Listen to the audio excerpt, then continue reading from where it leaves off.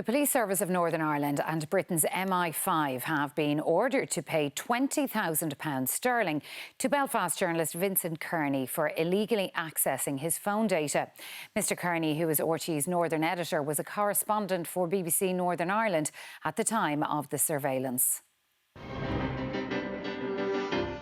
Vincent Kearney was the Home Affairs correspondent for BBC Northern Ireland, reporting on policing and security matters when his phone records were illegally accessed by the British security service MI5 and the PSNI to try to identify his confidential sources.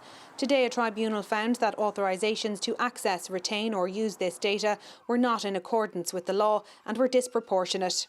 Many of those sources were concerned about the kind of information the PSNI and MI5 had gathered. A number of sources told me they felt uncomfortable dealing with me again in future because they believed I could no longer uphold that promise to protect their identity. So it had a really damaging impact, a real chill factor on my ability to do my job as a journalist.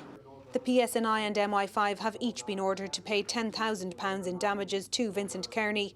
The NUJ has called for a judge-led inquiry into the culture of surveillance of journalists. We now need a wider investigation and we need an end to the treating of journalists as criminals. Journalism is not a crime, and that's the real message of the IPT today. The PSNI Chief Constable today apologised to Vincent Kearney. John Boucher said significant changes to practice and policy have already been made since these issues occurred, and the PSNI was committed to learning from mistakes, to transparency and using its powers in a way that's lawful and in the public interest. The judgment was also welcomed by the BBC. In a statement today, a spokesperson said the issues raised in this case were of grave concern, and the BBC hopes the effect of this judgment will be to protect journalists and their freedom to report and investigate stories into the future. Laura Hogan, RTÉ News, Belfast.